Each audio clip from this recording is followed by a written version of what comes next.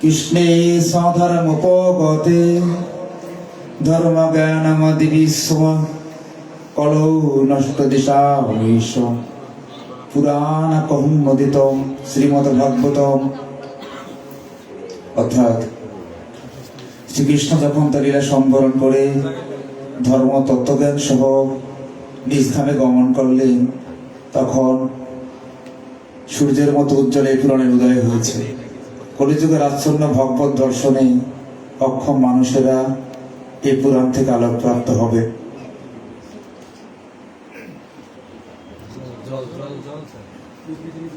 জানিতেই ভগবান কেন আসে, কি বললেন এই শ্লোকে? শ্রীকৃষ্ণ যখন তার লীলা সম্বরণ করে ধর্ম তত্ত্বজ্ঞান সহ নিজ ধামে গমন করলেন, ভাগবতীয় গৌর ভক্ত বৈষ্ণবগণ,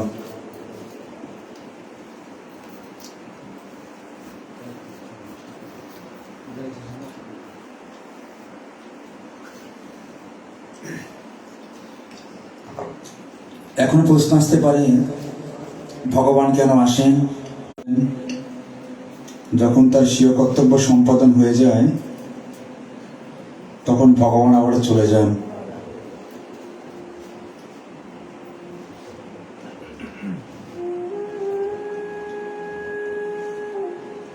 জানিতে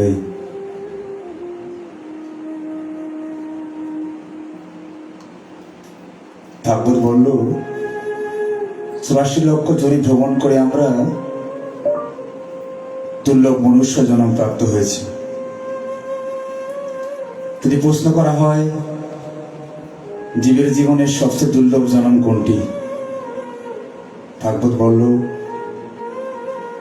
জীবের জীবনের সবচেয়ে দুর্লভ জন্ম হচ্ছে এই মনুষ্য জন্ম। যদি প্রশ্ন করা হয় জীবের জীবনের সবচেয়ে দুর্লভ সঙ্গ কোনটি, ভাগবত বলল জীবের জীবনের সবচেয়ে দুর্লভ সঙ্গ হচ্ছে এ মধুর ভক্ত সঙ্গ।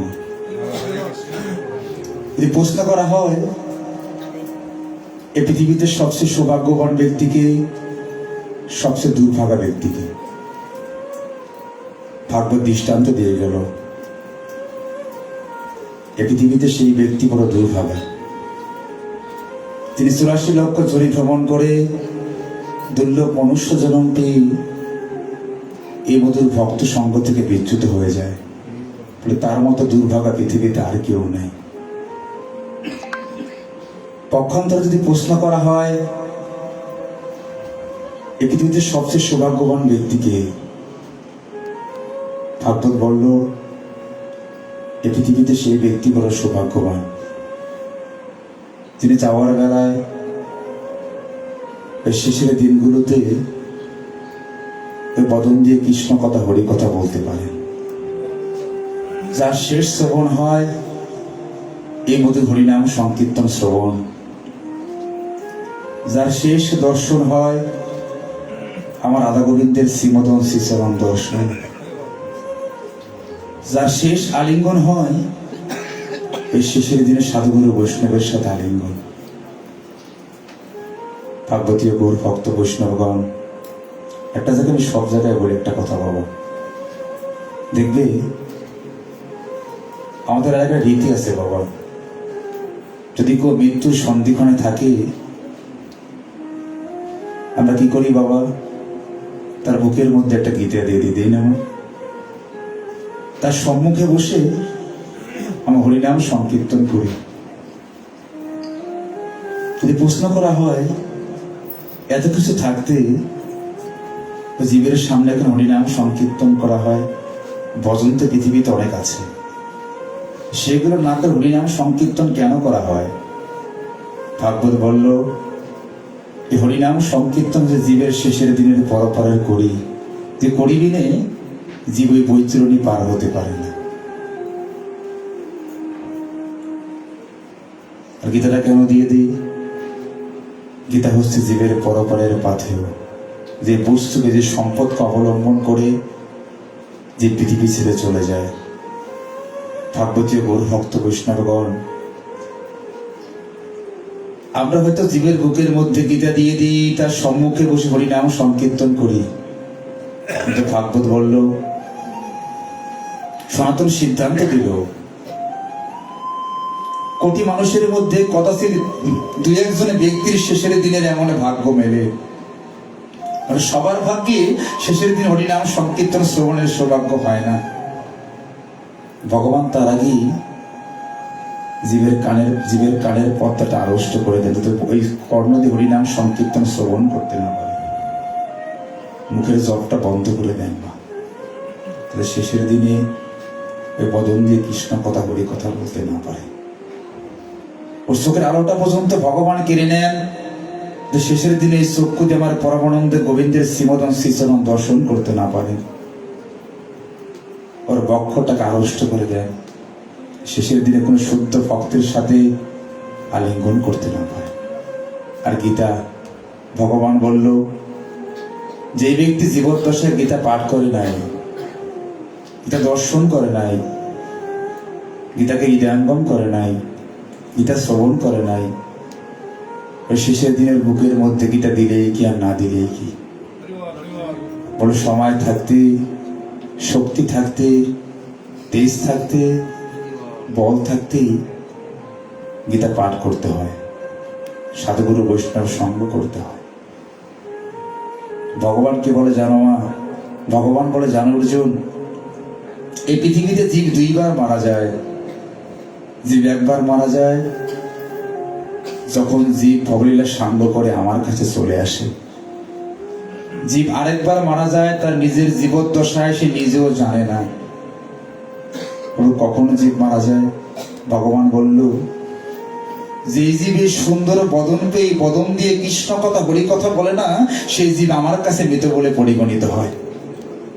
ভাগবতীয় গৌর ভক্ত বৈষ্ণবগণ, আমরা বেঁচে আছি, আমরা বেঁচে থাকার অভিনয় করছি, কিন্তু বাস্তবে আমরা অনেকেই মরে গিয়েছি ভগবানের খাতা। কেন জানো? সুন্দর বদন দিয়ে তো আমরা কৃষ্ণ কথা বলি না, না বললে ভগবান আমাদেরকে মৃত বলে পরিগণিত করে। ভগবান বলেছেন, এই দেহটা জীবের কাছে মন্দির স্বরূপ, আর জীবের স্বরূপ হচ্ছে নিত্য কৃষ্ণের নিত্য দাস। যদি কোনো জীব এই দেহের প্রত্যেকটা অঙ্গ প্রত্যঙ্গ ভগবানের সেবায়, সাধুগুরু বৈষ্ণবের সেবায় না লাগায়, তার সমস্ত দেহটাই আমার কাছে জড় দেহ বলে পরিগণিত হয়। এখন আপনাদেরকে মনে প্রশ্ন আসতে পারে, শ্লোক অনুযায়ী স্বয়ং অর্জুন তো ভগবানকে চিনতে পারেনি, আমরা কিভাবে চিনব? ভাগবতীয় ভক্ত বৈষ্ণবের সত্য দৃষ্টান্ত আপনাদের মাঝে দিয়ে যায়, অত্যন্ত মার্মিক একটা দৃষ্টান্ত। যখন কুরুক্ষেত্রের যুদ্ধ শেষ হয়ে যায়, আমার ভগবান বসে আছেন। ভগবানের অন্যতম কাছের পার্শ্বদ স্বয়ং অর্জুন এসে ভগবানের সামনে দাঁড়ালেন, দাঁড়িয়ে বলছেন, ভগবান, এই যুদ্ধে আমরা আত্মীয় স্বজন গুরু বংশ কত জীবকে আমরা হত্যা করেছি, জানি না এই ধর্মযুদ্ধ করতে গিয়ে মনের অজান্তে আমাদের কতটাই না পাপ হয়ে গিয়েছে। ভগবান, আমি শুনেছি গঙ্গার জলে ডুব দিলে নাকি জীব পাপ মুক্ত হয়ে যায়। চলো ভগবান, আমরা গঙ্গার জলে ডুব দিয়ে পাপ মুক্ত হয়ে আসি। অর্জুনের মতো জ্ঞানী ভক্তের বদলে এরূপ কথা শুনে আমার ভগবান অবাক হয়ে গেলেন।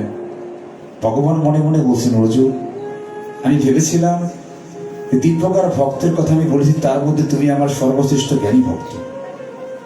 তুমি আজকে যে কথাটা আমাকে বললে, আমি তোমার বদলে এই কথা শুনে অবাক হয়ে গেলাম। অর্জুন, আমার চরণ থেকে গঙ্গার উৎপত্তি, আর তুমি কিনা বলছো সেই গঙ্গার জলে ডুব দিয়ে আমার মতো ভগবানকে পাপ মুক্ত হতে ভাবা যায়? ভগবান কিন্তু কোনো জীবকে সরাসরি উত্তর দেন না বাবা, যে কোনো একটা দৃষ্টান্ত দিয়ে জীবকে উত্তর দেন, উপমা দেন। বেশ, আমি তোমার সাথে আগামীকাল বড় মুহূর্তেই স্নান করতে যাবো গঙ্গায়। ঠিক পরের দিন বড় মুহূর্তে ভগবান শ্রীকৃষ্ণ অর্জুনকে রথে করে নিয়ে গঙ্গার উদ্দেশ্যে রওনা হলেন। ঠিক গঙ্গার ঘাটে রথটা থামি ভগবান অর্জুনকে বলছেন, অর্জুন স্নান তো করবো একসাথে, তুমি কিছুটা সময়ের জন্য এখানে অপেক্ষা করো, আমি একটি জায়গায় যাব, তারপর এসে একসাথে স্নান করবো আমরা গঙ্গায়। কিন্তু কথা একটাই, আমি না আসা পর্যন্ত তুমি গঙ্গায় ডুব দিবে। যথার্থ ভগবান, আমি তোমার জন্য অপেক্ষমান থাকবো। ভগবান সাময়িক সময়ের জন্য সে জায়গা থেকে চলে গেলেন। এদিকে অনেক সময় পেরিয়ে যায়, ভগবান আসেন না। ভগবান এমন একটা দৃষ্টান্ত স্থাপন করলেন, এই দৃষ্টান্তের মাধ্যমে শুধু অর্জুনের বোধোদয় হয় নাই বাবা, আমাদের মতো কলিগত জীবের জন্য ভগবান ভক্তির দ্বার উন্মোচন করে দিয়েছেন যে ছোট্ট দৃষ্টান্তের মাধ্যমে। ভগবানের প্রত্যেকটি কর্মই আমাদের কাছে সংবিধান স্বরূপ, তার কোনো বিকল্প নেই। অর্জুন বসে আছেন, হঠাৎ দেখতে পেলেন দুইটা শৃগাল, ওরা গঙ্গার ঘাটের পাশ দিয়ে যাচ্ছে। ঠিক তার কিছু দূরেই দুইজন ব্যক্তি একটা মৃত শবকে কাঁধে করে বল হরি হরি বলে বলতে বলতে শ্মশানের ঘাটে নিয়ে এসেছেন সৎকার করার উদ্দেশ্যে। চিতার কাষ্ঠ সুন্দর করে সাজালেন, স্নানাদি করিয়ে যখন ব্যক্তিটাকে সৎকার করবেন, এক ব্যক্তি আরেক ব্যক্তিকে বলছেন, এই সৎকারের যে মূল উপাদান সে অগ্নিটাই আনতে আমি ভুলে গিয়েছি, চল আমরা অগ্নিটা নিয়ে আসি। যখন এই কথা বললেন, দুই ব্যক্তি গেলেন অগ্নি আনতে। অর্জুন বসে আছেন রথের উপরে। অর্জুন বসে বসে ভাবছেন, আরে মানুষ, এই তোমার অহমিকা, এই তোমার অহংকার, কিছুক্ষণ সময়ের মধ্যে তুমি অগ্নি ভস্মীভূত হয়ে একদম ছাই হয়ে গঙ্গার জলের সাথে মিশে যাবে। বসে বসে ভাবছেন, আর সেই মৃত জীবটার দিকে, মৃত মানুষটার দিকে তাকিয়ে আছেন। যখন দুটি ব্যক্তি চলে গেলেন, এমন সময় গঙ্গার ঘাটে দুটি শৃগাল আসলেন। এসে এক শিকার আরেক শিকারকে বলছেন, বহুত দিন যাবৎ কোনো শিকার পাই না আমরা, যে ব্যক্তি মরে গিয়েছে এই ব্যক্তিকে হার করে আজকে আমরা ঘূর্ণিবৃত্তি করব।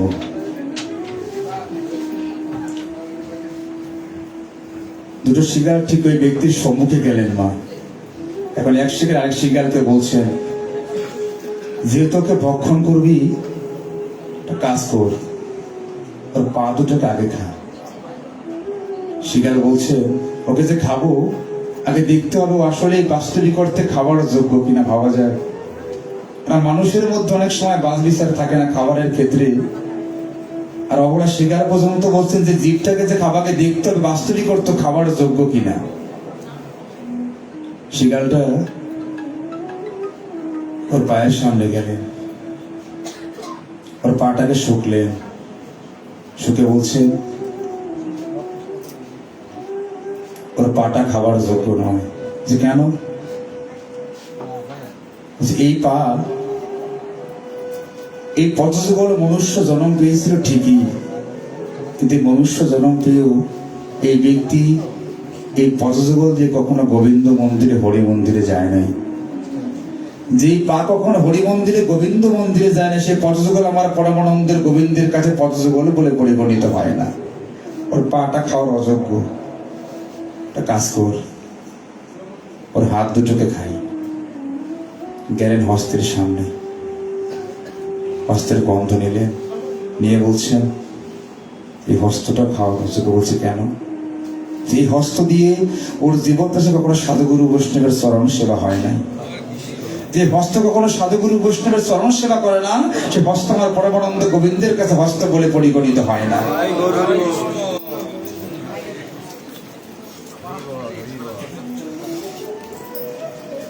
হস্ত যখন খাবি না, চল তাহলে বক্ষটাকে খা। বাবারে কি বলবো, গেছেন বক্ষের কাছে, বক্ষের গন্ধ শুকে বলছেন অর্জুন শিকারলে এই বক্ষটা খাওয়ার অযোগ্য হচ্ছে কেন? এই বক্ষটা এই দুর্লভ মনুষ্য জন্ম পেয়েও তারা জীবদ্দশে কখনো সাধুগুরু বৈষ্ণবের সাথে আলিঙ্গন করে নাই। যে বক্ষ সুন্দর মনুষ্য জন্ম পেয়ে সাধুগুরু বৈষ্ণবের সাথে আলিঙ্গন করে সে বক্ষ কোনো বক্ষ বলে পরিগণিত হয় না। আর বদনটাকে খাই, গিয়েছেন বদনের কাছে, বদনের গন্ধ শুকে বলছেন এই বদনও খাওয়ার অযোগ্য। যে কেন? এত সুন্দর বদন পেয়ে বাক শক্তি পেয়েও এই জীব জীবদ্দশা কখন একবার প্রেমসে রাধে বলেন, একবার গুরু বলেন, একবার নিতাই বলেন। এই সুন্দর বদনকে যে একবার প্রেমসে গুরু বলে না, নিতাই বলে না, রাধে বলে না, সেই গৌর সেই বদন আমার ভগবানের কাছে বদন বলে কখনো পরিগণিত হয় না। আর কর্ণ দুটোকে খাই, কর্ণ খাওয়া যাবে না। কেন খাওয়া যাবে না জানো মা? এই কর্ণ দিয়ে কখনো কৃষ্ণ কথা হরি কথা শ্রবণ হয় না। এই সুন্দর কর্ণ ভগবান কেন দিয়েছেন বাবা? কৃষ্ণ কথা হরি কথা শ্রবণ করার জন্য। যে কর্ণ দিয়ে কখনো হরি কথা কৃষ্ণ কথা শ্রবণ হয় না, সেই কর্ণ আমার পরমানন্দ গোবিন্দের কাছে কর্ণ বলে পরিগণিত হয় না। এই কর্ণ খাওয়া যাবে না। ওর জিহ্বাটাকে খা। শিকালে জিহ্বা খাবো, এই জিহ্বা তো খাওয়ার অযোগ্য। কেন জানো? এই জিহ্বা দিয়ে কখনো হরিনাম সংকীর্তন উচ্চারিত হয় নাই।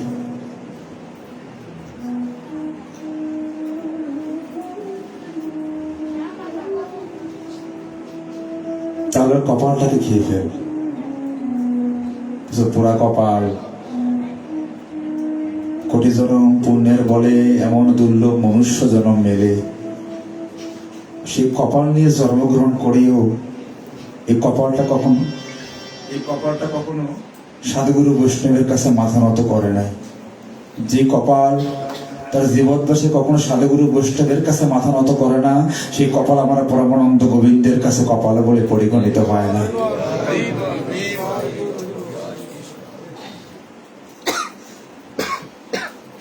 কথাটা বলে থেমে গেলেন। ঠিক এমন সময় অর্জুন দূর থেকে তাকিয়ে থেকে অবাক হয়ে গেছেন। অর্জুন মনে মনে চিন্তা করছেন, সামান্য শিগাল, তারা তো বাস বিচার খাবার নিয়ে, আর মানুষও তো খাবার নিয়ে এত বাস বিচার করে না। হঠাৎ শিগালের চোখ পড়ল সে রথের অর্জুনের উপরে। যখনই চোখ পড়েছে বাবা, এক শিয়াল আরেক শিয়ালকে বলছে যে রথের উপরে বসে আছে আর তাকে আমরা খাই। শিয়াল তো যখন এই কথা বলেছে অর্জুন হতভম্ব হয়ে পড়েছেন। ভগবান তো সম্মুখে নাই, কে উদ্ধার করবেন তাকে? ও বুঝতে পারে এটা ভগবানের লীলা। শিয়াল এক পা দু পা করে যখন রথের সামনে এসে কণ্ঠটা শুকলেন, শুকে বলছে এই রথের উপরে যে বসে আছে এই ব্যক্তি ওই ব্যক্তির চাইতে খাবারের জন্য বেশি অযোগ্য। অবাক হয়ে গেলেন অর্জুন। আমি ভগবানের সবচাইতে কাছের পার্শ্ব দ্বারাই শিকারে বলছেন আমি খাবার অযোগ্য, সমস্ত দেহটাই অসার। অর্জুন প্রশ্ন করলেন, শিগা কেন আমি খাবার অযোগ্য, কেন আমার দেহটা অসার বলতে পারো তুমি? শিকার বললেন, এই পৃথিবীতে তোমার মতো নির্বোধ বোকা আর কেউ নেই। যে কেন? তুমি ভগবানের সম্মুখে থেকে ভগবানকে চিনতে পারলে না। অর্জুন, যার উৎপত্তি না হলে বিশ্ব ব্রহ্মাণ্ডের কোনো কিছুর উৎপত্তি হতো না, যে সৃষ্টি না হলে পৃথিবীর কোনো জীব সৃষ্টি হতো না, যাকে অনুরোধ করে অনুকম্পা করে ওই ভগীরথ গঙ্গার ধারে গিয়ে গঙ্গাকে এই মর্তলোকে আহ্বান করে পৃথিবীতে নামে এসেছে ভক্ত উদ্ধারের জন্য, আর তুমি কিনা সেই ভগবানকেই বলছো গঙ্গার জলে ডুব দিয়ে পাপ মুক্ত হতে। যাকে স্পর্শ করলে, যার নাম উচ্চারণ করলে পৃথিবীর কোটি কোটি জন্মের মনের ময়লা পর্যন্ত দূরীভূত হয়ে যায়। আর তুমি কিনা বলছো গঙ্গার জলে ডুবতে তাকে পাপ মুক্ত হতে। এই পৃথিবীতে আমি নির্বোধ দেখেছি, তোমার মতো নির্বোধ ভক্ত আমি কোথাও দেখি না। যখন এই কথা বললেন অর্জুন অবাক হয়ে গেলেন। অর্জুন হাত জোর করে শিয়ালের সামনে গিয়ে বসে পড়লেন। শিকার, কি উপায় আমার, যে অন্যায় আমি করেছি, এর থেকে পরিত্রাণ কি? বুঝে তুমি যার সম্পর্কে বলেছ সে মাধবের কাছে যাও, তার চরণ যুগলে জড়িয়ে ধরে কাঁদো। তিনি ক্ষমার প্রতিমূর্তি। এই পৃথিবীতে যিনি কোটি কোটি জনম পাপ করলো, যদি পরমানন্দের গোবিন্দের চরণ যুগলের সামনে গিয়ে কাঁদতে কাঁদতে একবারে দুপোটা চোখের জলে ঢেলে দেয়, ওই দুপোটা চোখের জলের বিনিময়ে আমার ভগবান ভক্তের কাছে বিক্রি হয়ে যায়। ভক্ত কি বলে জানো মা অর্জুন? এই পৃথিবীতে ভক্তরা আমাকে সমস্ত কিছু নিবেদন করে, তো জানো আমি যে জিনিসটা ভক্তের কাছে, সেই জিনিসটা ভক্ত আমাকে নিবেদন করে না। ভগবান কি এমন বস্তু তুমি ভক্তের কাছে চাও, ভক্তের কাছ থেকে পাওয়ার জন্য ব্যাকুল হয়ে বসে থাকো? ভগবান বলে, অর্জুন আমি ভক্তের কাছে কি চাই জানো? আমি ভক্তের কাছে চাই ভক্তের দুপোটা চোখের জল। যে কোনো ভক্ত একবার আমার মন্দিরে সে দুপোটা চোখের জল আমাকে নিবেদন করতে পারে, আমি ভগবানের সে দুপোটা চোখের জলের বিনিময়ে আমি নিজের ভক্তকে দিয়ে দিই। একটা কথা আমি সব জায়গায় বলি, তোমাদেরও বলে যাই বাবা, আবার কবে দেখা হয় জানি না। বাবাজি কৃপা করেছেন বিধায়ীতে মধুর ভক্ত সঙ্গে আসতে পেরেছি। আর এই মস্তবুর এমন একটা জায়গা, এই ভারতবর্ষের এমন কোন শুদ্ধ মহাত্মা বৈষ্ণব পাঠক নাই তাদের পদধূলি মস্তবুরের পূর্ণভূমিতে না পড়েছে। আর এই দক্ষিণবঙ্গে যদি ভক্তের কথা বলি, এখানে এই অত্র এরিয়ার মধ্যে যে ভক্তরা এখানে সামনে বসে আছেন, আমি কতজনের নাম বলবো বাবা। এই নিঃস্বার্থ ভক্ত মস্তবাবুর আসলে বেশি দেখা যায়। এখানে আসতে পারাটা পরমতর সৌভাগ্যের ব্যাপার। যেখানে আমার মতো একজন পাপিষ্ঠ নরাধম এসে কৃষ্ণ কথা হরি কথা বলছে, এবং শুদ্ধ ভক্তের সান্নিধ্যে বসে। অর্জুন ভগবানকে প্রশ্ন করলেন, ভগবান জীব তো সবাই নামের হাটে যায়, ভগবান এই যে জীব নামের হাটে গিয়ে ভাগবতের আসরে গিয়ে তোমার নাম সংকীর্তন শ্রবণ করা মাত্রই কাঁদে, ভগবান জীব কেন কাঁদে? জীব কাঁদলে কি হয়? ভগবান কি বলবো জানো বাবা? অর্জুন এই নামের হাটে সকলেই যায়, তো নাম শ্রবণে সকলে কাঁদে না। কারা কাঁদে জানো অর্জুন? যারা আমার নামের প্রেমে পাগল হয়েছে, যাদের জীবন যৌবন সমস্ত কিছু আমার নামে সমর্পণ করেছে, যারা আমাকে আপন করতে পেরেছে। নামের হাটে গেলে বিন্দু পরিমাণ সময়ের জন্য স্থির থাকতে পারে না। যখন এই মধুর নাম জীবের কর্ণ বলে যায়, তখন জীবকে দেখে দেখি বলে জানো গোবিন্দ আমি কবে তোমার হব? এই মায়াময় জগৎ থেকে আমি গোবিন্দ কবে উদ্ধার হব? এই দুঃখ থেকে আমি কবে মুক্তি পাবো? তারা কেঁদে কেঁদে বলে। আচ্ছা ভগবান তুমি তো বলেছ আমি সব সহ্য করতে পারি, কিন্তু আমার ভক্তের চোখের জল সহ্য করতে পারি না। এই যে ভক্ত নাম যজ্ঞের আসরে গিয়ে নিত্যানন্দের হাটে গিয়ে তোমার জন্য নিতাই বলে গোর করে কাজে, তোমার জন্য কি ভক্তের বিন্দু পরিমাণ মায়া হয় না? তুমি কেমন ভগবান?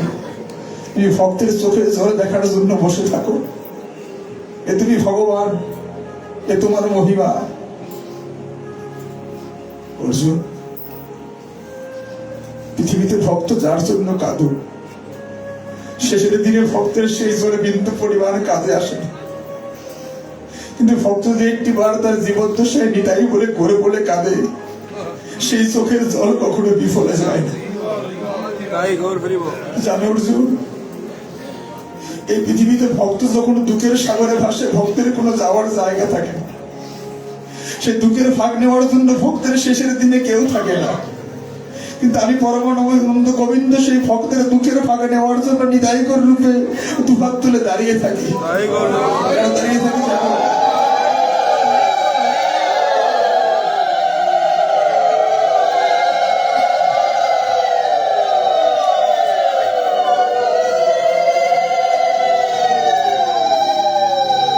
আমি কেন দাঁড়িয়ে থাকি জানো? আমি দাঁড়িয়ে থাকি একটা কারণে, ওরা কবে মায়াময় জগৎ থেকে উদ্ধার হয়ে ওরা কবে আমার হবে। পৃথিবীর প্রতিটা জীব আমার না হওয়া পর্যন্ত আমি ভগবান বিন্দু পরিমাণ সবার জন্য স্থির থাকতে পারি। আমি ডাকুর হয়ে বসে থাকি, জীব কবে ডাকলো তার সহিত একটি বার আমাকে ডাকবে। আচ্ছা ভগবান, জীব কাঁদলে কি হয়? অর্জুন, জীব যখন নিতাই বলে ঘোর বলে কাঁদে, তোমরা হয়তো দেখো জীবের চোখের জল টপ টপ করে গড়িয়ে গড়িয়ে শুকিয়ে যায়, কিন্তু অর্জুন ভগবানের জন্য কাঁদলে জীবের জল কখনো শুকায় না। ভগবানের জন্য কাঁদলে জীবের প্রতিটা ফোঁটা জল আমার পথে গিয়ে জমা হয়। জানো অর্জুন, জীব তো শেষের দিনে কিছু নিয়ে আসতে পারে না। জীব যখন নিতাই বলে গৌর বলে কাঁদে, ওদের প্রতিটা ফোঁটা জল আমি ভগবান হিসাব করে আমার কাছে গচ্ছিত রেখে দিই। আমার কাছে আসার পথটা তো অনেক সংকটাপন্ন, অনেক বন্ধু। এই পথে আসতে হলে পথটা ধুয়ে মুছে পরিষ্কার করে আসতে হয়। ওরা যখন নিতাই বলে গৌর বলে কাঁদে, ওদের যখন প্রতিটা ফোঁটা জল আমার পথে গিয়ে জমা হয়, শেষের দিনে ওই জীবের চোখের জলে আমার কাছে আসার পথটা পরিষ্কার হয়ে যায়, আর দিবি সহজেই সেদিন আমার কাছে চলে আসতে পারে। ওমা, সারা জীবন তো সবার জন্য কাঁদলাম, শুধু দিয়েই গেলাম, বিনিময়ে তো কিছুই পেলাম না। একবার শেষের দিনে নিতাই বলে গৌর বলে কাঁদো, একবার গোবিন্দ বলে কেঁদে থাকা তোমার। এই বড় বড় তোমার জন্য কেউ না থাকলে আমার পরমানন্দ গোবিন্দ তোমার জন্য দাঁড়িয়ে থাকবে। কত ভাগ্যবান আমরা বাবা, দুটা হস্ত দিয়েছেন ভগবান, পা দিয়েছেন, পদম দিয়েছেন, ইচ্ছা করলে গোবিন্দ মন্দিরে ভক্ত সঙ্গে আসতে পারে। সেদিন একটি জায়গায় পাঠ করতে গিয়েছি, পাঠ শেষ বের হওয়ার সময় দেখি এক বাবাজি হুইল চেয়ারের উপরে বসা, দুটা পা নেই, একটা হাত নেই, কপালে তিলক, গলায় তুলসীর মালা। আমাকে দেখে কাঁদছেন। বাবাজিকে দেখে আমি এক পা দুপা করে সামনে এগোলাম। বাবাজি আমাকে দেখে আরো কাঁদতে লাগলেন। বললাম, বাবা তুমি কাঁদছেন? বলছে, জানো বাবা, আমি প্রথম থেকে লক্ষ্য করলাম তুমি যখন ভাগবত পাঠ শেষ করে নামলে, সমস্ত ভক্তরা তোমার সাথে দুবার হাত দিয়ে জড়িয়ে ধরে আলিঙ্গন করলো। শুনেছি আলিঙ্গন করলে জীবের কোটি জনমের মনের ময়লা দূরীভূত হয়ে যায়। জানো বাবা, আমার তো হাত নেই, আজ তোমাকে বুকের সাথে আমার আলিঙ্গন করার খুব ইচ্ছা, কিন্তু আমি কি দিয়ে আলিঙ্গন করবো? ভগবান তো সেই ভাগ্য আমার কাছ থেকে কেড়ে নিয়েছে। আমার কি মুক্তি হবে না? আমার কি মনের ময়লা দূরীভূত হবে না?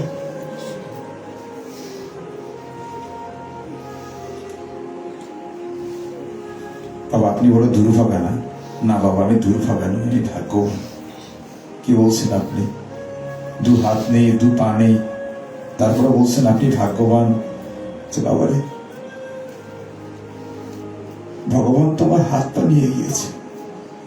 জানো বাবা, আমি ভাগ্যবান কেন? ভগবান আমার বাক শক্তিটা নেয় নাই। আমি ইচ্ছা করলেই প্রথম থেকে কৃষ্ণ কথা, হরি কথা বলতে পারি।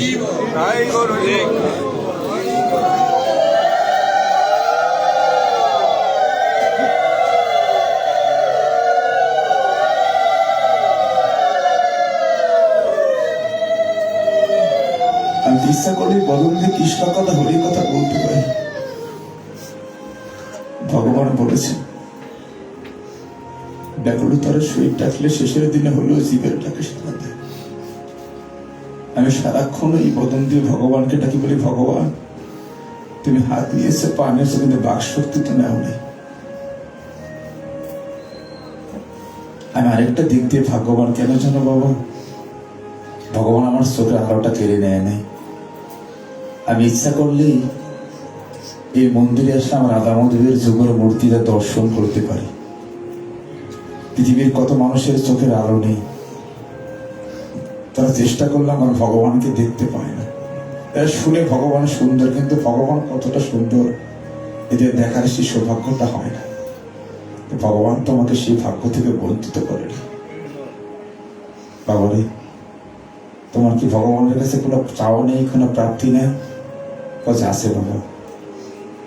কি জানো, ওই যে পঞ্চতত্ত্বের মধ্যে বলে না যেন গাইতে গাইতে যেতে পারি, প্রদীপদা কি বলে, যেন গাইতে গাইতে যেতে পারি। আমি ভগবানের কাছে শুধু একটা কথাই বলি, ভগবান আমার হাত পা নিয়ে গেছে অর্থাৎ দুঃখ নাই, তুমি শেষের দিনে যেন একবার এই পাপিষ্ঠ বন্ধে নিতাই করি বলে বলতে বলতে তোমার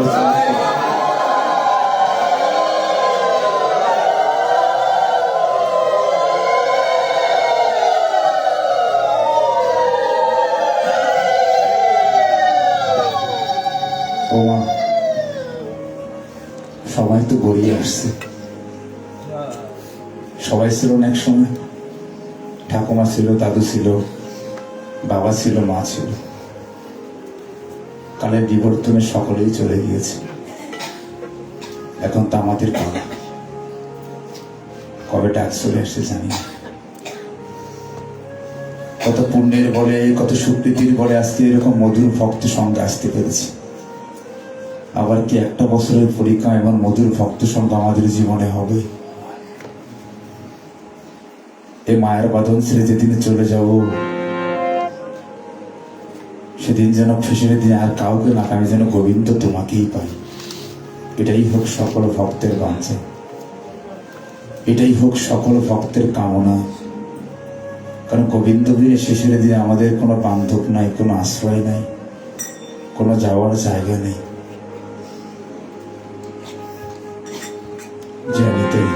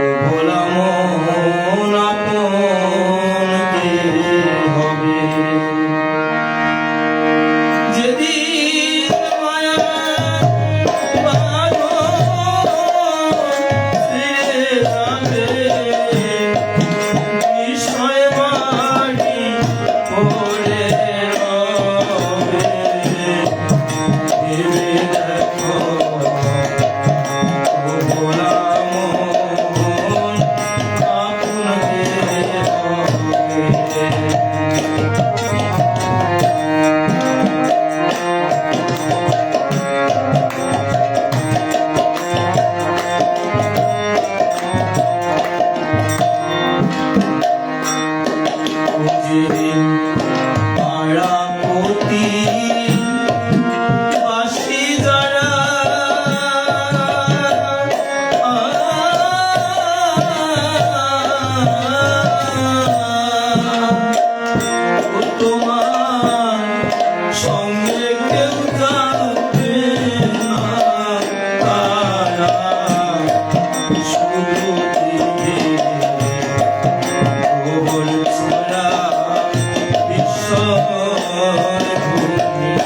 তুমি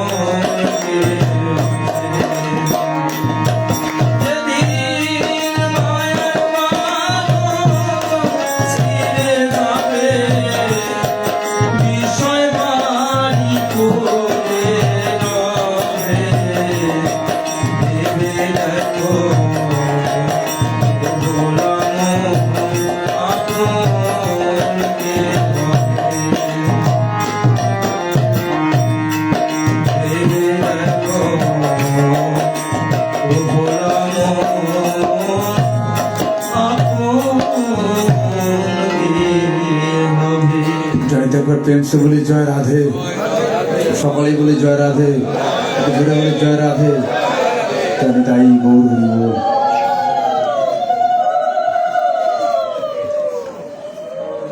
জানি তাই হরি বল। সবাই খুব সামনে বাবা না মায়েরা,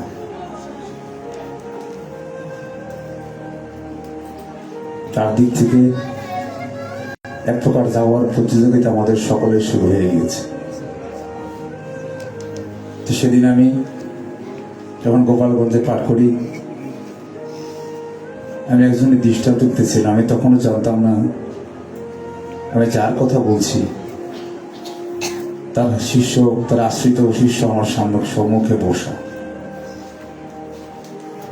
আমি সেদিন বলেছিলাম যে মৃত্যু সকলের হয়, সাধুগুরু বৈষ্ণব সঙ্গে সকলের মৃত্যু হয় না। এই পৃথিবীতে সেটাই মহিমান্বিত মৃত্যু, যার মৃত্যু সাধুগুরু বৈষ্ণবের সম্মুখে হয়। আমাদের এই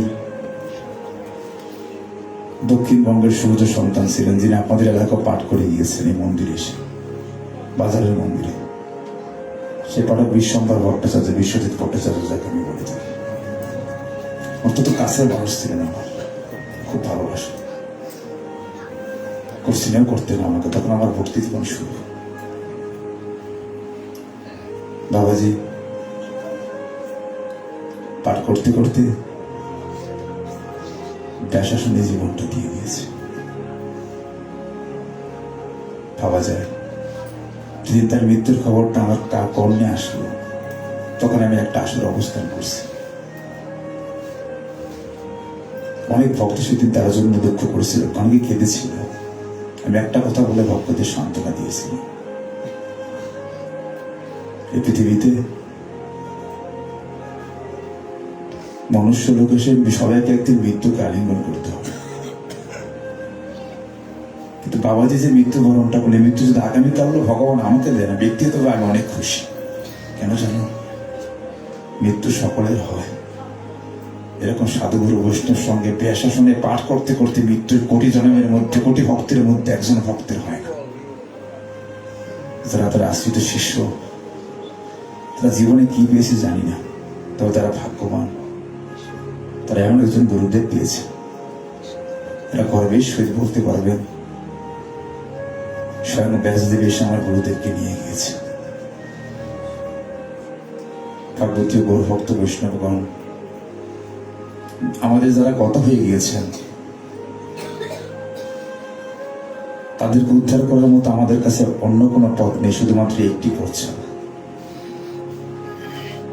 ভগবান বলেছিলেন ভক্তের কৃপা হলেই পরমানন্দের গোবিন্দের কৃপা হয়।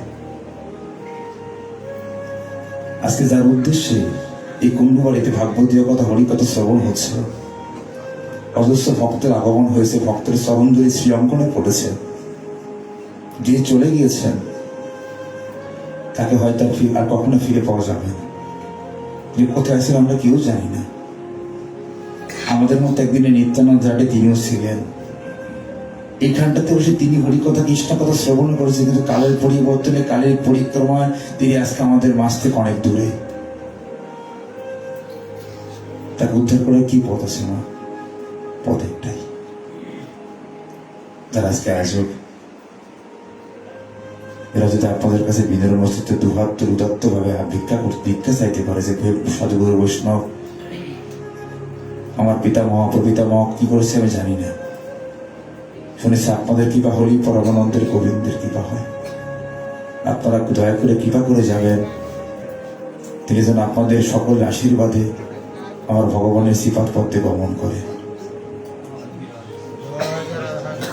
অর্জুনকে তো ভগবান দৃষ্টান্তের উদ্ধার করে দিলেন। তখন ভগবান আসলেন, যখন অর্জুন ভগবানের পত্র করে ধরে যায়, মাধব আমি তোমাকে কাছে থেকেও চিনতে পারিনি, আমি জানি নাই তুমি কে। ছোট্ট শিকার আজকে আমার সেই অন্ধ চক্ষুটা খুলে দিল। ভগবান অর্জুনকে ক্ষমা করে দিলেন। আমরা ভগবানকে কি করে চিনতে পারি? ভগবানকে চিনতে হলে ভগবান তাকে ডাকতে হবে। কেমন করে ভগবানকে ডাকতে হয়? কিভাবে ডাকি আমরা ভগবানকে? কত ডিমান্ড আমাদের, অর্থের ডিমান্ড, পাঠে গেলে ভাগবতী গেলে কত ডিমান্ড করে আমরা বসে থাকি, কত কিছু দিয়ে আমরা কন্ডিশন দিয়ে আমরা আসি। কিন্তু বাবারে, একবার শুদ্ধ মহাত্মাদের দিকে তাকাও তো, এরা নামটা কিভাবে প্রচার করেছে। এই কাঠিয়াদাস বাবাজি সর্বক্ষণ গলার মধ্যে বিশাল আকারের কাঠ ঝুলিয়ে ঘুরতেন। একদিন এক শিষ্য তার কাছ থেকে কাঠটা নিলেন, গুরুদেব কাঠটা আমাকে একদিনের জন্য দিবেন, আমি দেখবো আপনি কি দিয়েছেন এই কাঠের মধ্যে, কেন সর্বক্ষণ 24টা ঘন্টা আপনি কাঠটা গলার মধ্যে জড়িয়ে ধরে ঘোরেন, কি আছে এর মধ্যে, আমি দেখবো একটু। গুরুদেব বললেন, পারবি তো বহন করতে, পারবি মান রক্ষা করতে কাঠের? আমার নাম তো এমনি কাঠিয়াদাস বাবাজি হয়নি, তো তোকে একদিনের জন্য দিলাম। শিষ্য সে গুরুদেবের কাঠটা গলার মধ্যে বহন করলেন। ও যখন ঘুমাতে যায়, ও একটা সেকেন্ডও কাঠের ওজনে ঘুমাতে পারলেন না। ও যখন খেতে বসলেন, ও খেতে পারলেন না। পরের দিন গুরুদেব এসে বলেন, গুরুদেব তোমার কাঠ তুমি নাও, কিন্তু তোমার কাছে আমার প্রশ্ন কি জানো, এত কষ্টসাধ্য জিনিস নিয়ে তুমি থাকো কিভাবে, কয়দিনই বা বাঁচবে, কিন্তু এমন করে নিজের দেহের প্রতি কেন অত্যাচার করবে? বাবাজি বললেন, কার দেহ অত্যাচার করি? এ দেহ তো আমার নয়, এ দেহ তো তার দেহ। সে কি করবে না করবে সেটাই ভালো জানে। কাঠটা কেন নেই জানিস? এই কারণেই নেই, যখন আমি ঘুমিয়ে পড়তে যাই, এই কাঠটা আমাকে ঘুমাতে দেয় না। ওই যতক্ষণ না ঘুমাতে পারি, ততক্ষণ রাত জেগে জেগে বদন দিয়ে কৃষ্ণ কথা, হরি কথা বলতে পারি। আমার একটা সেকেন্ড নষ্ট হয় না। আমি যখন খেতে যাই, জীব সুখ পেলে নাকি গোবিন্দকে ভুলে যায়, সুখের সাগরে বাসা নাকি জীব গোবিন্দ থেকে বিচ্যুত হয়ে যায়।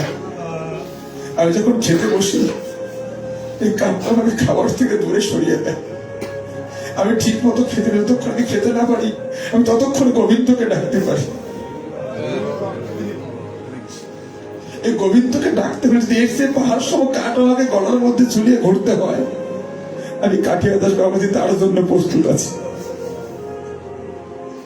তোমার খিদা লাগে না? তুমি কেমন করে থাকো না খেয়ে? এই পৃথিবীতে ভক্তের প্রকৃত আহার কি জানিস? এই পৃথিবীতে ভক্তের প্রকৃত আহার হচ্ছে হরিনাম সংকীর্তন। যে হার জীবের ইহজগতে পরজগতে শান্তি দেয়, যে হারটা আমরা করি, এই হারটা সাময়িক। মৃত্যুর পরে হার বিন্দু পরিমাণ কাজে দিবে না। যে হরিনাম সংকীর্তন আমি 24 ঘন্টা হার করছি, এই হার আমার ইহজগতে পরজগতে সারা জীবনের জন্য আমার সবাই সম্বলে আমার সাথে যাবে। কষ্ট করতে শিখো বাবা। ভগবানের পার্শ্বদের দিকে তাকাও, যা কিভাবে ভগবানকে ডেকেছে ভাবা যায়। জীবনে যৌবন দিয়ে ভগবানকে ডেকেছে, সংসারের দিকে তাকান না, নিজের দিকে কখনো তাকান নেই বাবা। ভগবান বলেছেন, কৃষ্ণ নামে যদি চোখে জল না আসে, কৃষ্ণ নামের তো প্রসারণ। আমাদের মনটা পাথর হয়ে গেছে বাবা, কৃষ্ণ বলে আমরা কাঁদি না। কৃষ্ণ এমন একটা প্রেম, কৃষ্ণ এমন একটা অনুরাগ, কৃষ্ণ এমন একটা ভাষা, কৃষ্ণ এমন একটা শব্দ, যা ভক্তের বদন আসা মাত্রই চোখ দিয়ে জল চলে আসে, প্রেম চলে আসে। এত প্রেম, এত অনুরাগ, এত ভক্তি পৃথিবীর আর কোনো শব্দের মধ্যে নাই।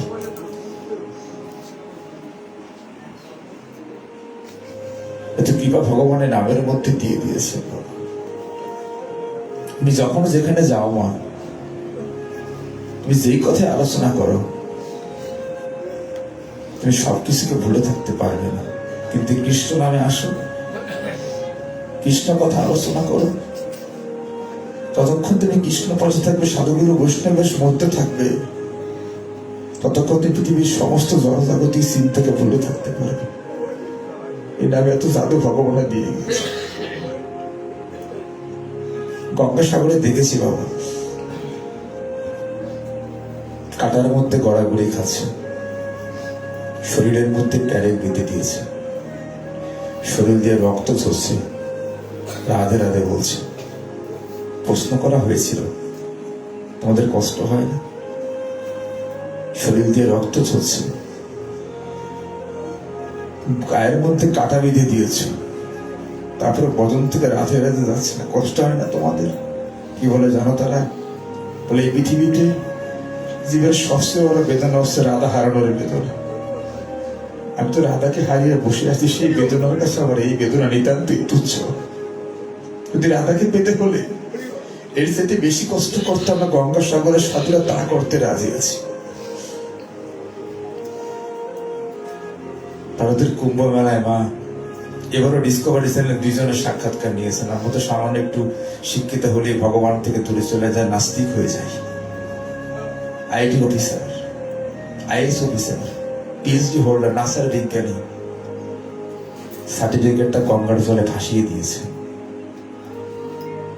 সামান্য একটা শুদ্ধ বস্ত্র পরে, চিতার ভস্ম মেখে, নিজের জীবদ্দশায় নিজের আত্মশ্রাদ্ধ করে একটা কমণ্ডল হাতে নিয়ে সেই মহাকুম্ভে চলে এসেছে।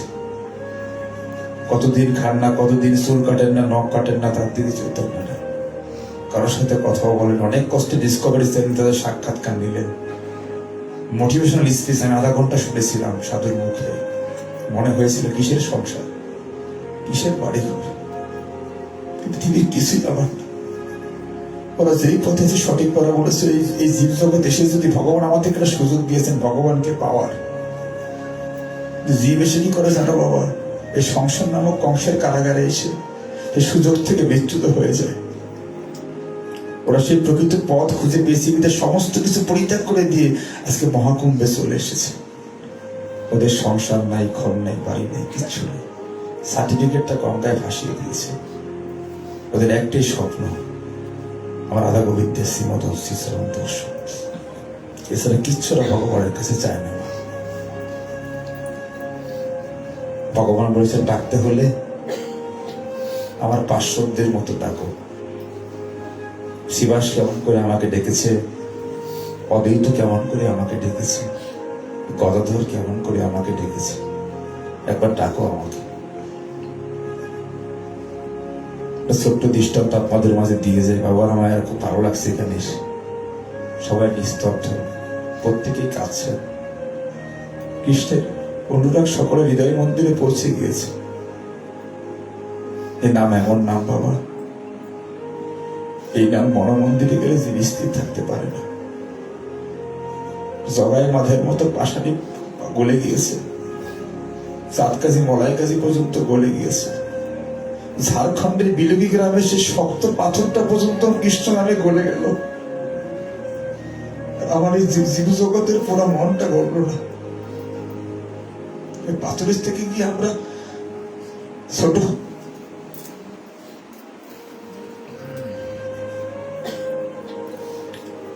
শিবার মহাপুরকে ধ্যান দিয়ে শুনবে। সকলে কষ্ট হচ্ছে বাবাদের মায়েদের, একটু সময় কাছ থেকে।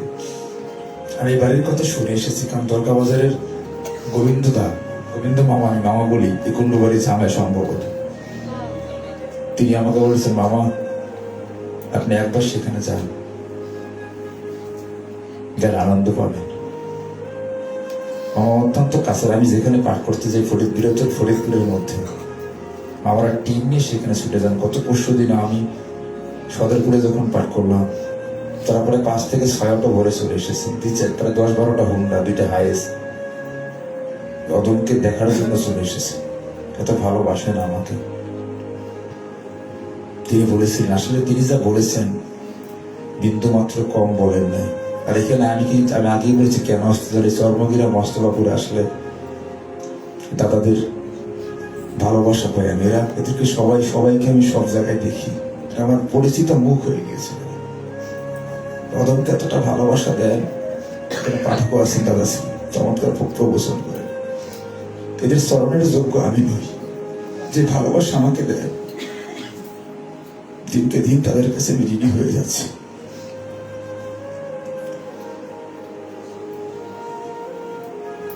একদিন শ্রীমান মহাপ্রভু শ্রীবাসকে ডেকে বলে, শ্রীবাস, আমি তোমার অঙ্গনে একদিন কীর্তন করবো, সুযোগ দিবে আমাকে?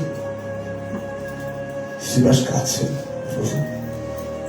তোমার মতো ভগবান আমার অঙ্গনে কীর্তন করবে, এ সৌভাগ্য কি কোটি জনম পুণ্যের বলেও মেলে? সত্যি তুমি কীর্তন করবে তো? বাবা, সেবার সৌভাগ্য কিন্তু সকলের হয় না, সবাই সেবা দিতে পারেও না, সব জায়গায় ভক্ত সমাগমও হয় না। এই মহাদেব কুণ্ডু দাদার কথা আমি হরিশ্বরের আশ্রমে বসে শুনেছি। আমার খুব ভালো লেগেছে তার কথা শুনে, ভক্তদের মুখে সে বংশ পরম্পরা, তাদের ভূয়সী প্রশংসা। হ্যাঁ, তোমার গৃহে আমি কীর্তন করবো, আগামী পরশুদিন যাবো তোমার গৃহে কীর্তন করতে। দেখুন নাথ কতটা ভালোবাসেন তার পার্শ্বদরা। শ্রীরাম বাবু যখন কীর্তন করতে গেলেন, ভগবানের এমনই লীলা বাবা, সেদিন সকাল থেকে শ্রীবাস পণ্ডিতের ছেলেটা অসুস্থ, এত অসুস্থ, জীবন মৃত্যুর সন্ধিক্ষণে আছে। তখন শ্রীমান মহাপ্রভু শিবাস অঙ্গনে এসে শ্রীবাসকে ডাকতে লাগলেন।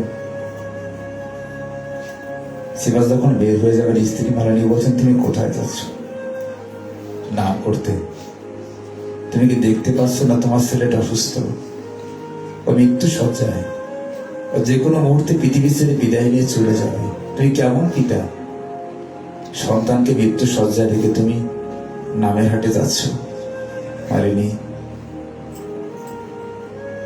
জন্ম জন্মান্তর হয়তো মনুষ্য জন্মে আবার আসবো, তোমাদের না পেয়ে হয়তো অন্য কোনো পুত্র পরিজন পাবো, কিন্তু যে নাম আজকে ভগবান দিতে আমার শ্রী অঙ্গনে এসেছেন, এর নামের সুযোগ আর জীবনে নাও পেতে পারে। যে রাখার, সে যদি না রাখে আমি বসে থেকেও কিছু করতে পারবো। আমি নামের হাটে গেলাম, ওদের শ্রীমান মহাপ্রভুর চরণ পদ্মে দিয়ে গেলাম। ভাবা যায় কি বাবা, সন্তানের মৃত্যু সজ্জায় সে নামের হাটে যাচ্ছে। ওমা, তোমাদের সন্তান অসুস্থ হলে তোমাদের খাওয়া দাওয়া বন্ধ হয়ে যায় না? খেতে পারো না, কিসের নাম, কিসের কাজ, সব তোমাদের বন্ধ হয়ে যায়। এখনো পাঠ করে যখন বাড়িতে, সে কার্তিক মাসের 1 তারিখে বের হয়েছি, মাঝে মাঝে গিয়েছি বাড়িতে বাবা, যেদিনে যাই পাঠ করে রাতেই চলে যাই, তেমন একটা থাকা হয় না কোথাও। কাছাকাছি হলে বাড়িতে যখন যাই 3টা, 3:30, 4টা বেজে যায়। বাড়ির সবাই ঘুমিয়ে পড়ে, একজন ব্যক্তি ঘুমান না, আমার মা জেগে থাকে। অসুস্থ কিন্তু বাবা, খুব অসুস্থ, সে জেগে থাকে। মাঝে মাঝে রাগ হয়ে যায়, ও মা, সবাই তো ঘুমিয়ে গেছে, তুমি কেন জেগে থাকো? তুমি অসুস্থ মানুষ। বাবারে, রাগ হোস, আজকে দরজা এসে 3টা বাজে ডাক দিলে দরজাটা খুলে দি। এমন দিন আসবে, ডাকবি, খোলার মতো অন্য কেউ থেকে, সেদিন আমি থাকবো। সেদিন বুঝবি কি ছিলাম আমি। ঠিক না আসলে আমার ঘুম আসে না, তোকে না দেখলে আমি খেতে পারি না। এটা কথা আমার মা বলেছেন বাবাদের। এই ভক্তি পথ তোকে কেন পাঠিয়েছি জানিস? এই পথে গেলে কখনো পিতা মাতার অভাব হয় না। যদি কোনোদিন শুনিস আমি নাই, ওই ভক্তদের মাঝে নিজের মাকে খুঁজে নিস।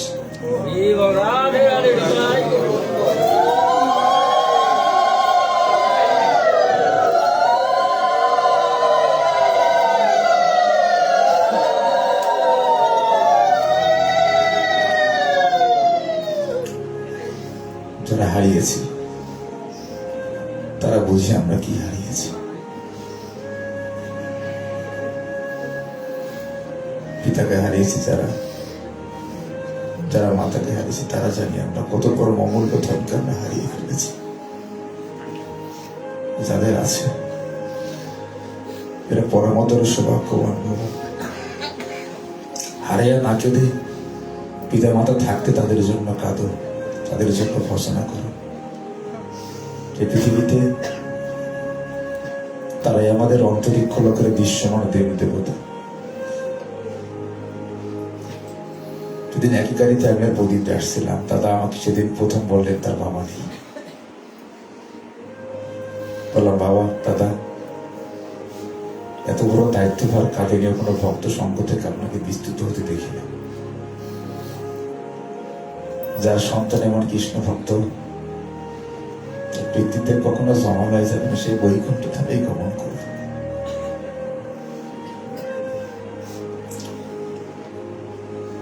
মায়েদের কষ্টটা একটু বেশি মা, তাই না? পিতা মাতার জন্য তেমন কিছুই কর্তব্য কর্ম করতে পারে না। সাত দিয়ে যেদিন মায়েরা মন্ত্র পড়ে পিতারা ছবির সামনে বসে বসে কেঁদে কেঁদে বলে, বাবা মেয়ে হয়ে তোমার জন্য তেমন কোনো কর্তব্য কর্ম সম্পাদন করতে পারলাম না। একসময় দুঃখের কথা বলার জন্য পিতাশ্রী সিরাজকে সেও নেয় কার কাছে। শিবার সন্তানকে ছেড়েই চলে যাচ্ছে নামের হাটে। কিছুক্ষণ নাম করছেন, হঠাৎ স্ত্রী খবর পাঠালেন ছেলে খুবই অসুস্থ, বাবাকে দেখতে চায়। যিনি খবর নিয়ে গিয়েছেন শিবাস তাকে বলেন, ওরে যদি আমি চলে যাই আমার শ্রীমানা মহাপ্রভুর ভজনে বিস্তুতি ঘটে যাবে, তুমি চলে যাও, গিয়ে বলে দাও আমি আসতে পারবো না।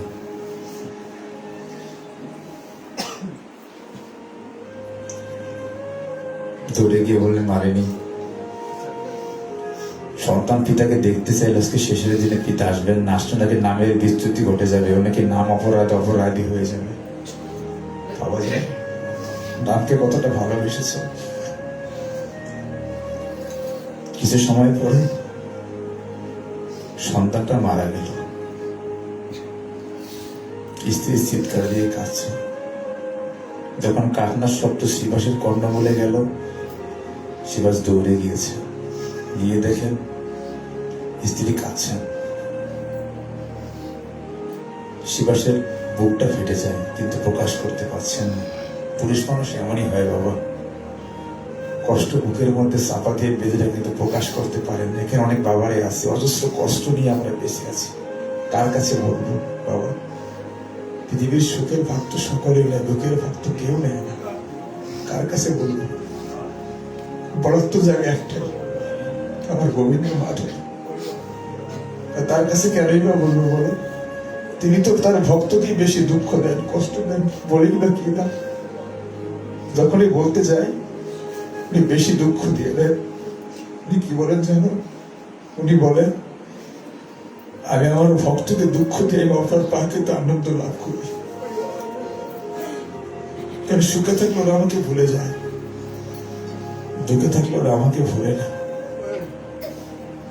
দুঃখে থাকলে ওরা আমাকে ডাকে। কার কাছে বলবো? ও এক বুক কষ্ট বুকের মধ্যে নিয়ে স্ত্রীকে বলছেন, নারিনী কেঁদো না, তুমি কাঁদলে তোমার কান্নার শব্দ যদি আমার শ্রীঅঙ্গন পর্যন্ত যায়, আমার মা বাবা কীর্তন বন্ধ করে দেবে। যদি নামের হাট একবার ভেঙে যায়, এই হাট আর কখনো ফিরে আসে। এই দেহ হাট যেদিন ভেঙে যাবে বাবা, এত কান্নাকারী স্বজনরা করে, কখনো কি কাউকে ধরে রাখতে পেরেছি কান্না করে? পারে নাই। নামের হাট ভেঙে গেলে সেটা সহজে ফিরে আসে না। তুমি কেঁদো না। মা তো সন্তানকে হারিয়ে মাকে চুপ থাকতে পারে বাবা। এই পৃথিবীতে মায়ের সবচেয়ে বড় কষ্ট তো এটাই, যদি মা তার মৃত সন্তানের লাশটা সামনে নিয়ে বসে থাকে। এর থেকে মায়ের জন্য আর কোনো দুঃখ আছে না? তখন থেকে স্ত্রী থামে না। শিবাস একটা কাপড় স্ত্রীর আঁচলটা নিয়ে স্ত্রীর মুখের মধ্যে গুঁজে দিলে ওদের শব্দ বের না হয়। কি পিতা ভাবতে পারেন? এ কেমন পিতা বাবারে? তারা নামকে আশ্রয় করেছেন, তারা নামকে ভালোবেসেছেন। এদের কাছে নামের চাইতে আপন পৃথিবীতে আর কিছু নেই। ভগবান বলেছেন নাম এবং নামই অভেদ। যে নামকে আশ্রয় করে সে নাম নামক নামকে আমি নিজ হস্তে পার করে দিয়ে আমার কাছে নিয়ে যাই। মুখের মধ্যে কাপড় গুঁজে দিয়ে বলতেন শব্দ যাতে না বেরোয়, প্রভুর যেন ভজনে বিঘ্ন ঘটে না যায়। ও সেখান থেকে চলে আসলেন, এসে আবার কীর্তন করছেন। শ্রীমান মহাপ্রভু বলছেন, শ্রীবাস তুমি কীর্তন করছি ঠিক, কিন্তু আজকে তোমার আঙিনে আমি বিন্দু পরিমাণ প্রেম পাচ্ছি না, আনন্দ পাচ্ছি না। শ্রীবাস কিছু একটা হয়েছে, বলো শ্রীবাস কি হয়েছে তোমার আঙিনে?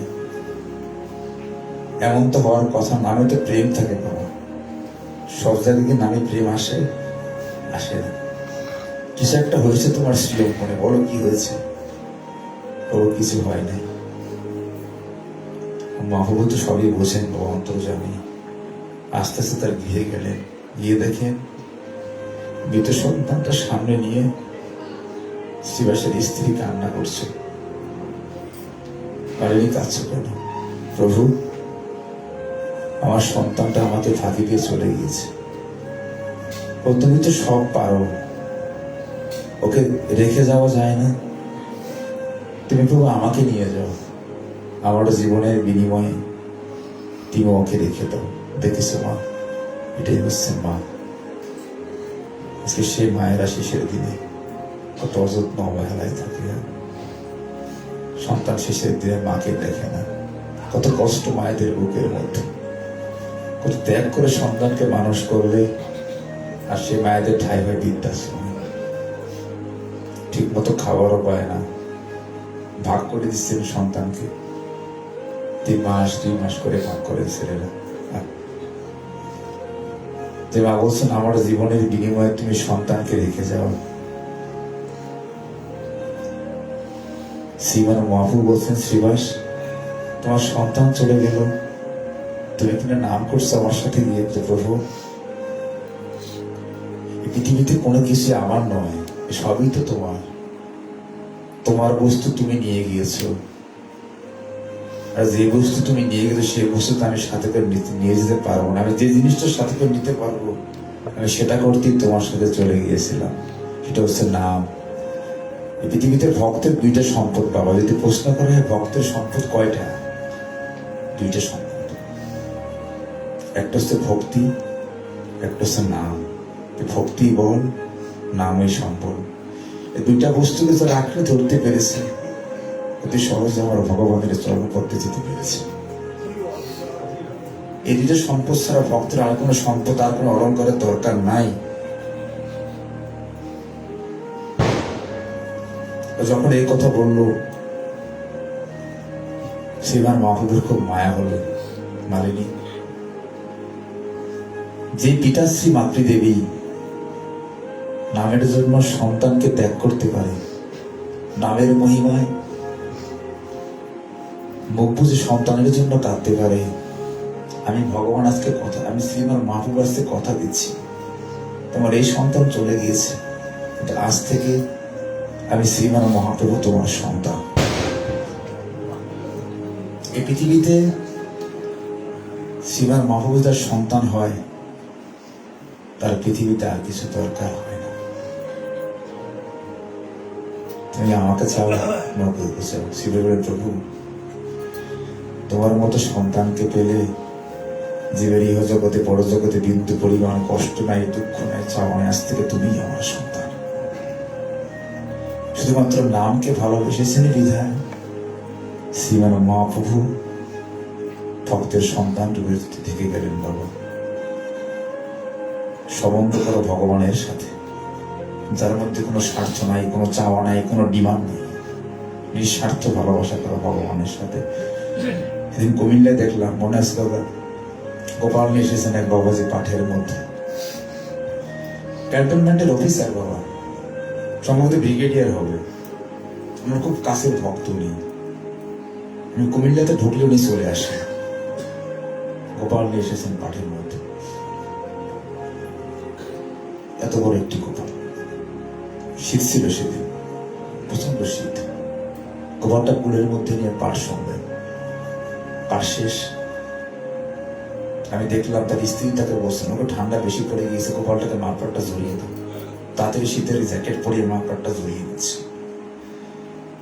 যখন চলে যাবেন গাড়িতে উঠেছেন, গোপালের জন্য আলাদা সিট, বসে এই সিটে গোপাল বসবে। গোপাল আসার সময় খুব চাকি গিয়েছে, এখন যেন কষ্ট না পায়, সামনের রাস্তাটা ভাঙা। বললাম, বাবা তুমি বিদায় নিতে আসছেন আমার কাছ থেকে? বাবা গেলাম, বাবা আজকে আসি, আবার আসলে আমাকে নোট দিয়ে। তোমার সন্তান সন্তানাদি কতজন? আমার একটাই সন্তান, এই যে গোপাল, এই আমার সন্তান। জানো বাবা, আমি যেখানে যাই, কোন আসরে গেলে আমি গোপালকে নিয়ে যাই, ওকে ছাড়া আমি একটা মুহূর্ত থাকতে পারি না। আমি ডিউটিতে থাকলেও বারবার ওর কথা আমার মনে পড়ে। আর আমার ধ্যান শুধু আমার না, আমার পুরো পরিবারের ধ্যানটা নেই গোপাল কেন্দ্রিক। আমি বুঝি, এবার মুখের দিকে তাকালিয়ে বুঝি ও কি চায়, ওকে আমার খুশি নাকি আমার প্রতি একটু বিমতা স্বরূপ আচরণ করে, সবাই বুঝি। ভাবা যে কি সম্বন্ধ সে গোপালের সাথে স্থাপন করেছে, ছোট্ট পিতলের গোপাল। বললাম, বাবারে, এই জগতে গোপাল যার সন্তান হয়, এই জগতে পরজগতে তোর আর কিছু দরকার নেই। তুমি যে সম্বন্ধ স্থাপন করেছো, সম্বন্ধ করিয়া বোঝে তারে কৃষ্ণ নাই দিয়েছে আর জীব মরিয়া করো। তুমি যে সম্বন্ধ স্থাপন করেছো, এই পৃথিবীতে তোমার আর কিছু প্রয়োজন নাই। এই কপালে তোমাকে শেষের দিনের বৈতরণীটা পার করে দেবে। আমাদের যারা সন্তান, দুই একজন কৃষ্ণ ভক্ত কোটির মধ্যে বেরোতে পারেন, গোপাল যার সন্তান, তার কি কোনো ভয় আছে বাবা? যে বলি ভগবানের সাথে সম্বন্ধ স্থাপন করো। তা আমরা এই সম্বন্ধ স্থাপন না করে হেলায় হেলায় সময়গুলো হারিয়ে ফেলে। পদাকর্তা বলেছেন, আমি কেন বা ভাবে এসেছিলাম ওই বৈষ্ণব চরণ না ভজিলাম, কেন বা ভাবে এসেছিলাম বৈষ্ণব চরণ না ভজিলাম, কেন বা ভাবে এসেছিলাম বৈষ্ণব চরণ না ভজিলাম। সার হল মোর আশায়ার যাওয়া মনে রে, সার হল মোর আশায়ার যাওয়া মনে রে, সার হল মোর আশায়ার যাওয়া মনে রে, সার হল মোর আশায়ার যাওয়া মনে রে। বৈষ্ণব চরণ ভজব বলে জনম নিলামে মানব কহলে, বৈষ্ণব চরণ থেকে ঘটতে মতো এমন ভাগ্য তোমার জীবনে আসতে পারে।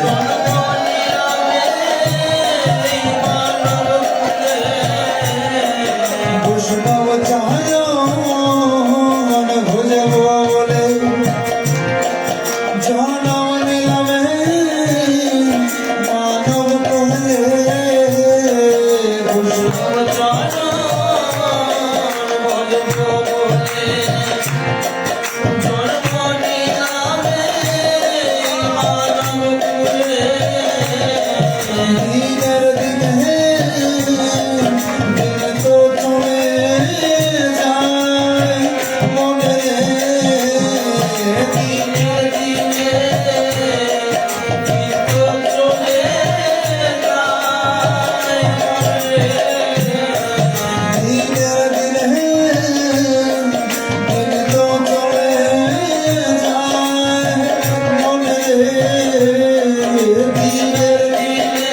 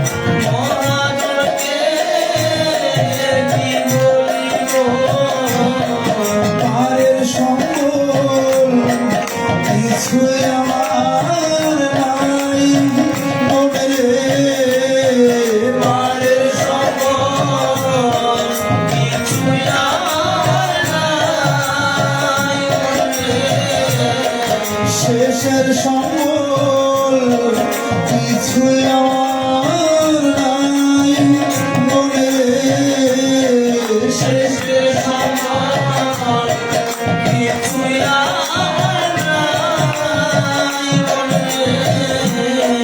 ভক্ত কাঁদে পথে পথে বৈষ্ণব চরণ ধুলি পেতে, ভক্ত কাঁদে পথে পথে বৈষ্ণব চরণ ধুলি পেতে।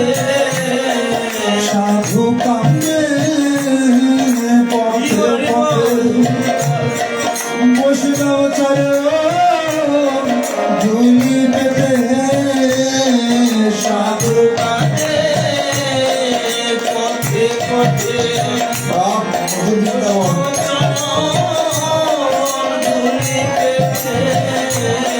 শেষের দিনে চরণ যেন পাই মনে রে, শেষের দিনে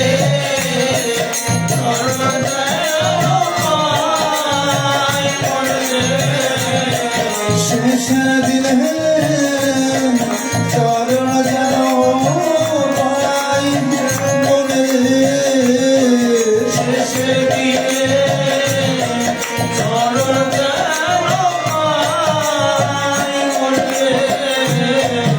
মুখে কৃষ্ণ কৃষ্ণ বলি সঙ্গে মাখিয়ে ভক্তের ধুলি, মুখে কৃষ্ণ কৃষ্ণ বলে অঙ্গে মাখিয়ে ভক্তের ধুলি। মুখে কৃষ্ণ কৃষ্ণ বলি আমি সঙ্গে মাখিয়ে ভক্তের ধুলি,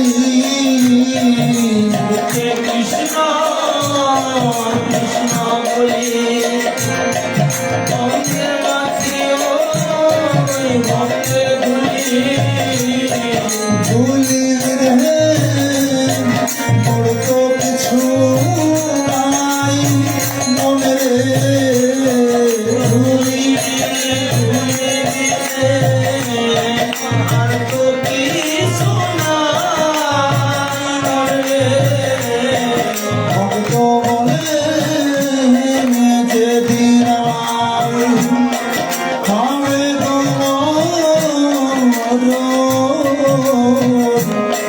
সেদিন আমার মাথায় দিও তোমরা এই বৈষ্ণবের চরণ।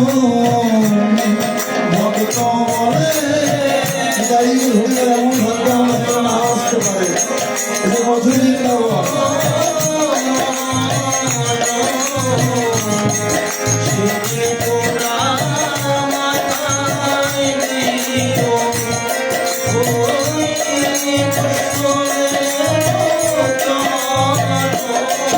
ওই চরণ মিলে মনে তো কিছু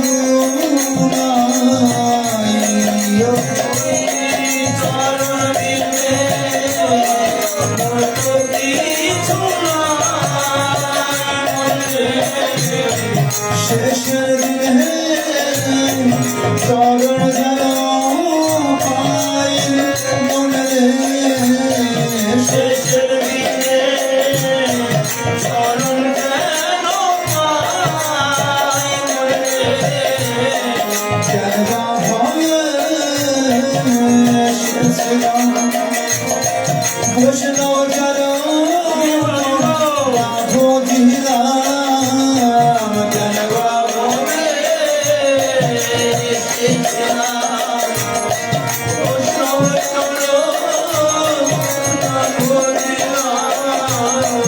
দিনের দিনে দিন তো চলে যায় মনে রে, দিনের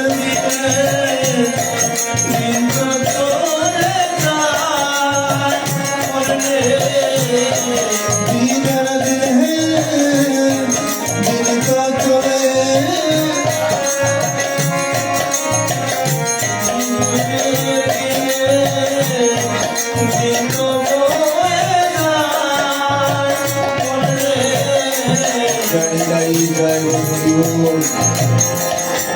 আমার দিনে দিনে দিন চলে যায় মিশিয়া পূজনে, এমন সাধুগুরু বৈষ্ণব সঙ্গ হলো না জীবনে। তবে আমার মতো অপরাধী এই জগতে নাই, কৃপা করো দয়া করো মোর বৈষ্ণব গোসাই। সর্বহারা কাঙ্গাল আমি কাঁধে ভিক্ষার চলি, কৃপা করে বৈষ্ণব বলে দিও চরণ ধুলি। ভাগবতীয় গুরু ভক্ত বৈষ্ণবগণ, এই সাধুগুরু বৈষ্ণবের চরণ ধুলি ব্যতীত আমাদের কোনো সম্পদ নাই, জানি তাই। আজকে ভগবান ভক্তের সন্তান হয়ে গেল, আর আমরা একজন সত্য ভক্তের সংস্পর্শে যেতে পারলাম না। ভাগবতীয় গুরু ভক্ত বৈষ্ণবগণ, সর্বশেষ একটা দৃষ্টান্ত যাতে ভাগ্যটা বিশ্রামে দেবে। আপনি অনেক শুনেছেন এই দৃষ্টান্তটা, কিন্তু আজকের এই ভক্ত সঙ্গের সাথে এই দৃষ্টান্তটা মিলে যায়। এত মধুর একটা দৃষ্টান্ত, আরো 10 মিনিট আপনাদের কাছ থেকে সময় নিয়ে এখানে গিয়ে বিরামে যাবে। একটু হৃদয় দিয়ে মন দিয়ে কথাগুলো শ্রবণ করুন বাবা। জানি না আবার কবে এমন মধুর ভক্ত সঙ্গে আসার সৌভাগ্য হয়, জানি তাই হরি বল।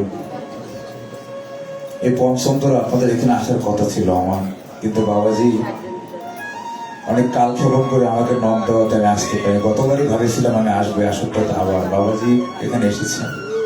তো শুদ্ধ কৃষ্ণ ভক্ত, প্রেম আছে তার মতন, কিন্তু এমন সময় তিনি ফোন দিয়েছেন, আগে থেকে অন্য জায়গায় কথা দেওয়া হয়ে গিয়েছিল, তাই আসতে পারিনি এখানে। আরেকটা দিন আপনাদের সাথে আমার দেখা হতো। কিন্তু বাবা সত্যি কথা বলতে কি জানেন, আপনাদের পরমারাধ্য গুরুদেব, আপনারা যারা অনেকেই তার আশ্রিত, তার বংশ পরম্পরা আশ্রিত, শ্রী শ্রী জগদীশ পরমহংসদেব ফটিক সাধু, এই গুরু মহারাজের কৃপা আমার প্রতি এতটাই হয়েছে যে আমি তার আশ্রিত নই, দীক্ষিত নই, কিন্তু তারপরেও তিনি যে কৃপা আমাকে করেছেন তা ভাষায় প্রকাশ করার মতো নয়। কেমনি ভাবে যেন বাবা আমি এই বছর অনেকগুলো প্রোগ্রাম পেলাম, বেশিরভাগই তার স্মরণ উৎসব, হয়তো তার শিষ্য, এত কৃপা তিনি আমাকে করেছেন। আমার এই জীবনে ভক্তি পথে এবার আমি একটা দৃশ্য তার বাড়িতে গিয়ে বুঝেছি বাবা। তখন আমি ফটিক সাধুর বাড়িতে পাঠ করতে যাই, আমার শেষের দিনগুলো মনে পড়ে। এখানে অনেক ভক্ত সেদিন ছিলেন, মন্দির এবং মন্দিরের বাইরে তীর পরিমাণ জায়গা ছিল না। সেই মুন্সিগঞ্জ থেকে পর্যন্ত অদমের টানে ভক্তরা ছুটে এসেছিল। একটা কথা আমি বলে যাই, না বলে গেলে এটা আমার জীবনে অপূর্ণতা রয়ে যাবে। দেখুন গুরুদেবের কি কৃপা, তার মহিলা আমি অনেক শুনেছি বাবা, কিন্তু এই অদমের প্রতি তারও কৃপা হয়েছে একটা দিনের জন্য। সেদিন আমার শেষ পাঠ, সেদিন একাদশী মহাব্রত ছিল। আমি সারাদিন নির্জলত, আমি ক্লান্ত হয়ে মানিক গোসাই যে ঘরের মধ্যে থাকেন, সেই ঘরে আমাকে থাকতে দেয়, সেই রূপটার মধ্যে। আমাকে অভিজিৎটা বলে গেলেন, দাদা আপনি এখানেই থাকবেন। আমি সারাদিন শুধু ফটিক সাধুর মহিমা কীর্তনে শুনেছি সবার বদন থেকে, তার প্রতি আমার আগ্রহটা আরো বেশি বেড়ে গিয়েছিল। আগের দিন রাত্র পাঠ শেষে 4টা পর্যন্ত তার কথা আমি শুনেছি, কিন্তু আমি বুঝতে পেরে তিনি এতটা জাগ্রত বাবা, আমার বলতে গেলে গায়ে লোম দাঁড়িয়ে যায়। আমার জীবনে 2টা গুরুদেব আমাকে স্বপ্নে কৃপা করেছে, তার মধ্যে তিনি একজন। আমার মনে পড়ে আমি চিন্তা করছিলাম যে আজকে কোন টপিক্সটা নিয়ে আলোচনা করবো। এটা ভাবতে ভাবতে আমি শুয়ে পড়ি। যখন আমি শুয়ে পড়ি বাবা,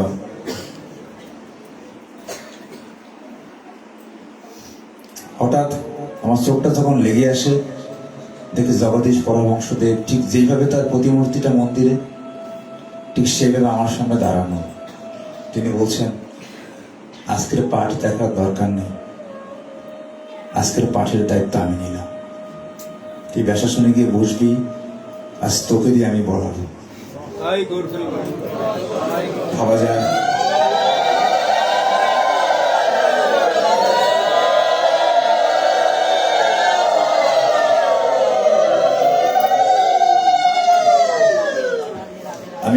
করে আমার ঘুমটা ভেঙে গেল। আমি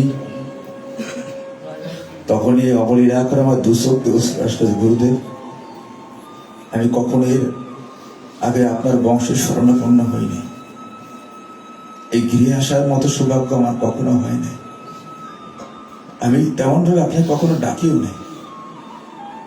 আজকে একটা দিন প্রবচনার করার পরে আপনি কি এমন কৃপা আমার প্রতি করলেন, আজকে সমস্ত দায়িত্বভার গুরুদেব আপনি তুলে নিলেন। কথাটি বলা মাত্র ইন্ডিয়াতে ফোন দিলেন, তারা ফোন দিয়ে বলেন গুরুদেব এটা দেখেছেন। ইন্ডিয়া থেকে রূপন গোসাইয়ের ভাই বলছেন, সম্ভবত সুজন গোসাই তার নাম, বলছে হাজার হাজার বছর আসলেও এই মন্দির অনেক ভক্তের প্রতি পাগলের কৃপা হয় না, কিন্তু আজকে আপনি কি ভাগ্যবান, দুইটা দিন এসেই পাগলের কৃপা পেয়ে গেলেন। এই পাগলকে কখনো ছাড়বেন না। পাঠের শেষের দিন অভিজিৎ আমাকে মন্দিরে নিয়ে পাগলের আসন ধরে আমাকে প্রতিজ্ঞা করেন, যতদিন পর্যন্ত আপনি বেঁচে আছেন এই পাগলের অনুষ্ঠানে প্রতি বছর এসে আপনি প্রবচন করবেন, কথা দিয়ে যান। এটা আমার, এটা পাগলের আদেশ, আমি কথা দিয়ে এসেছি। যতদিন ভগবান বাঁচিয়ে রাখেন একটা দিনের জন্য হলেও এই পাগলের পূর্ণভূমিতে আমি যাব। চিন্তা করা যায় কত কৃপা নিয়ে তিনি বসে আছেন সেই জায়গাটায়, সে পূর্ণভূমিতে গিয়েও আমরা আজ পর্যন্ত পাগলকে খুঁজলাম, পাগলকে দেখলাম। বাবারে অমূল্য রতন নিয়ে তিনি বসে আছেন, একবার খুঁজে নাও, যাও সেখানে। তিনি কখন কোন বেশে কোন ভাবে এসে তোমাদের কৃপা করবে এটা তোমরা নিজেরাও বুঝতে পারবে, যারা আপনারা পেয়েছেন। আপনারা পেয়েও বুঝেন না কি জায়গায় আপনাদের জন্মটা হয়েছে, ভাবা যায়। ঢিলছড়া দূরত্বে পাগলের বাড়ি, তিনি এক রাত্রে কামনা সাগরটা খনন করে ফেলেছেন। চিন্তা করা যায়, যেখানে মহাপারণী স্নান হয়, কোটি কোটি ভক্ত স্নান করে, দূর থেকে দেখলে মনে হয় ঘোলা জল, কিন্তু স্নান করে উঠলে গায়ের মধ্যে বিন্দু পরিমাণ বালু নেই, ময়লা নেই। কৃপা তিনি করে গিয়েছেন শ্রীরামরা কান্দিতে।